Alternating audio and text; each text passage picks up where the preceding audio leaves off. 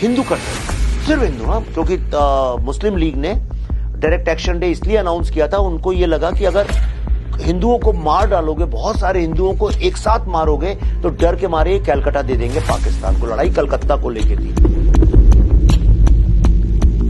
Direct action day is one of the world's biggest human tragedy. इतने कम time में इतने लोगों को काटा नहीं गया। एक ही कम्युनिटी के 40,000 लोग विद इन 2 नाइट्स। सिर्फ लाशें बिछी हुई हैं कलकत्ता में, ऊपर वल्चर्स बैठे हुए हैं।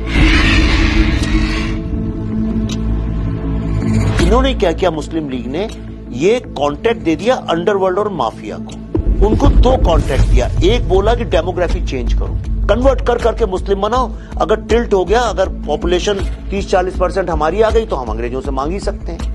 अंडरवर्ल्ड ने काटा, माफिया के लोगों ने 40,000 हिंदुओं को काटा ओवरनाइट। औरतों को उनके ब्रेस्ट काट काट के ट्रकों में भर भर के, ट्रक खोलो, नेकेड हिंदू औरतें गिरती थी।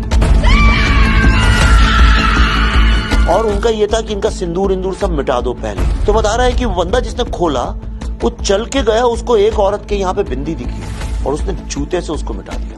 और इनको उठा के जहाँ पे चिकन और मटन बकरे लाते हैं ना, उनको निकाल निकाल के औरतों को लटकाया, हुक्स नेकेड हिंदू औरतों को जलील कर। सिंबॉलिज्म। पट्टियों की तरह लोगों की लाशें जलाई गई, क्योंकि लकड़ी नहीं थी, लोग नहीं थे जलाने वाले। एक जगह आग लगा दी, ठेले में ला के फेंक दिया।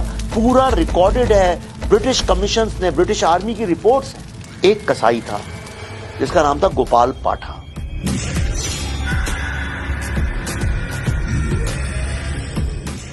उसने सबको यूनाइट किया। उसने मारवाड़ियों से कहा तुम लोग पैसे दो, सिखों से कहा कि तुम लोगों को तलवारें चलानी आती हैं, तुम लोग तलवार और कृपान चलाओ। बिहारियों से कहा तुम्हें लठ चलाना आता है, तुम लठ चलाओ। फिर इन्हें बोला हमें बम बनाना आता है, हम अपने बम, देसी बम को इस्तेमाल करते हैं। एंड दे फॉट बैक और Suhrawardy had to stop direct action day. उसने कहा कि इतना मुस्लिम कट जाएगा अगर गोपाल पाठा को नहीं रोका, कि पाकिस्तान बनाने का कोई मतलब भी नहीं रहेगा।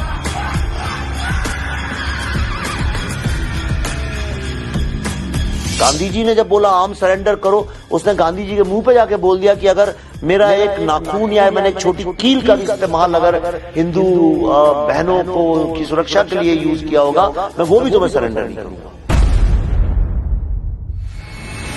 सवाल ये नहीं होता है कितने लोग मरे, सवाल ये होता है किस तरह से मरे। 1000 साल भारत हिंदुओं का परसिक्यूशन हुआ है। पूरे वर्ल्ड की ह्यूमैनिटी की हिस्ट्री में सिर्फ एक ही सोसाइटी है जिसको 1000 साल तक गुलाम बना के रखा गया। पहले 700-800 साल इस्लामिक लोगों ने, फिर करते करते 200 साल आप क्या उन लोगों ने राज किया जो क्रिश्चियंस थे। सब कहते हैं गंगा जमुना तहजीब। इतना फ्रॉड शब्द है गंगा जमुना तहजीब, ऐसी नाम की कोई चीज। पूरे विश्व में एक ही एक धर्म बोलिए या बिलीफ सिस्टम बोलिए जो कहता है कि जानो, सीक, फाइंड योरसेल्फ, अपने इनर बीइंग को जानो। हम लोग सीकर्स हैं। और बाकी जितने अब्राहमिक रिलीजन्स हैं वो कहते हैं मानो, क्योंकि हम कह रहे हैं ऐसा। ये बंगाल ममता बनर्जी का नहीं है, उनकी बापौती नहीं है, ममता बनर्जी की ठेकेदारी नहीं है बंगाल।